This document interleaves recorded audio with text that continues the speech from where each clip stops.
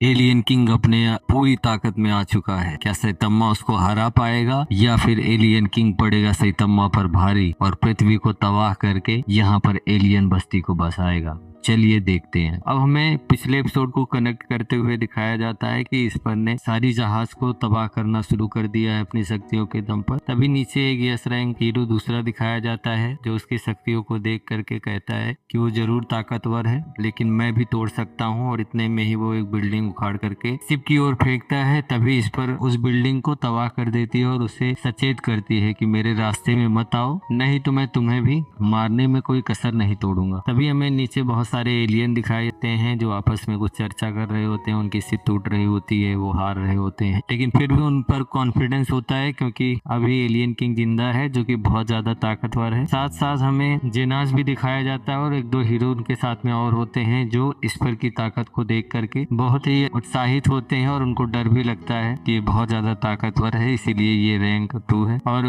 वहां पर एक हीरो होता है जो जाने वाला होता है लेकिन आता है और जेनास को बताता है कि मेटल नाइट जो है वो तुम्हारा दुश्मन है, तुम उससे बच से रहना, मैं तो जा रहा हूँ, तुम अपना देख लेना। वो बार बार उससे पूछता है इसका मतलब क्या है, लेकिन वो नहीं बताता और चला जाता है। लड़ाई आगे चल रही होती है। तभी फिर से रीजनरेट मॉन्स्टर दिखाई देता है जिसका सारा भाग मर चुका है लेकिन एक भाग अब भी जिंदा है और वह बहुत ताकतवर दिखाया जा रहा है और वो काफी हीरो को वो चोटिल भी करता है। और इसी दौरान फिर हीरो जब हार रहे होते हैं तो वो अपनी पावर को फिर से रिकंज्यूम करते हैं और उससे लड़ाई करने के लिए तैयार हो जाते हैं और फिर से एक बार कॉम्बिनेशन अटैक करते हैं और कॉम्बिनेशन अटैक करने पर उसका कंचा बाहर निकलता है जिसे फोड़ देते हैं और रीजनरेशन मॉन्स्टर पूरी तरीके से नष्ट हो जाता है। अब इसके बाद हमें एलियन किंग और सैतम्मा के बीच में फाइट दिखाई जाती है। एलियन किंग बहुत ज्यादा माना के साथ में लड़ाई कर रहा है, फुल्ली चार्ज है और वो बहुत तेजी के साथ सैतम्मा पर बहुत वार कर रहा है। सैतम्मा उसको डिफेंड करने की कोशिश कर रहा है लेकिन कोई फर्क नहीं पड़ता है और बार बार इतना मार मारता है कि सैतम्मा की हालत हमें कमजोर दिखाई देती है। अब सैतम्मा को एक पंच मारता है, वो नीचे जमीन पर होता है, तभी वह उस पर हाइपर अटैक करने की कोशिश करता है लेकिन समय रहते सैतम्मा खुद को बचा लेता है, वहां से आगे निकल जाता है। और इन दोनों की लड़ाई में इतनी ज्यादा तबाही मची थी, चारों तरफ आग, तबाही तबाही हो रहा। और हमें नीचे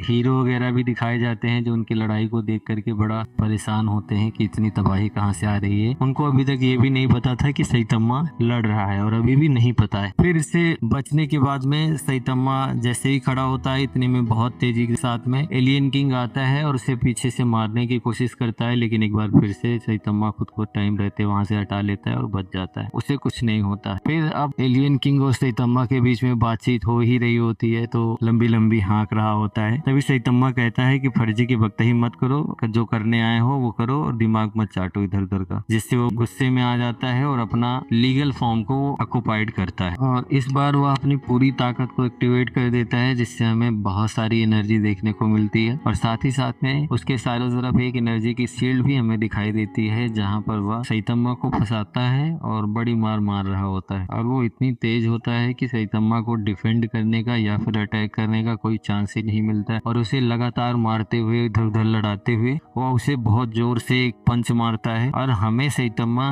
पृथ्वी से बाहर जाता हुआ दिखाई देता है। और अगले ही पल में सैतम्मा मून के ऊपर लैंड करता है, वहां पहुंचता है, वहां हवा नहीं होती है तो वो अपनी सांस को रोकने का काम करता है और वहां से प्रयास करता है कि जल्दी से जल्दी पृथ्वी पर पहुंचे। और वह अपनी सांस को रोके हुए एक झटके में वहां से जंप करता है जिसके कारण मून पर तबाही का छोटा सा मंजर हमें दिखाई देता है और बहुत तेजी के साथ में आसमान से कुछ चीज आती हुई दिखाई देती है जिससे सभी लोग परेशान होते हैं कि अब ये क्या चीज आ रही है। और उनके समझने से पहले ही सैतम्मा शिप पर गिरता है और शिप तबाह कर देता है। चारों तरफ केवल एनर्जी, टूटे फूटे खंजर पंजर दिखाई देते हैं जिससे सब तो परेशान है लेकिन सबसे ज्यादा परेशान एलियन किंग हो जाता है क्योंकि उसने अपना सारा अटैक वहां उसके ऊपर दिया। और तभी हमें सैतम्मा दिखाई देता है और कहता है वी मेड इट। और अब सैतम्मा केवल उसे मारना चाहता है और वह उस पर बहुत सारे अटैक करना शुरू कर देता है, इतनी तेजी से अटैक करता है कि एलियन किंग को थोड़ा सा भी समय नहीं मिलता है खुद को डिफेंड करने का और वह बहुत परेशान हो जाता है। लेकिन सैतम्मा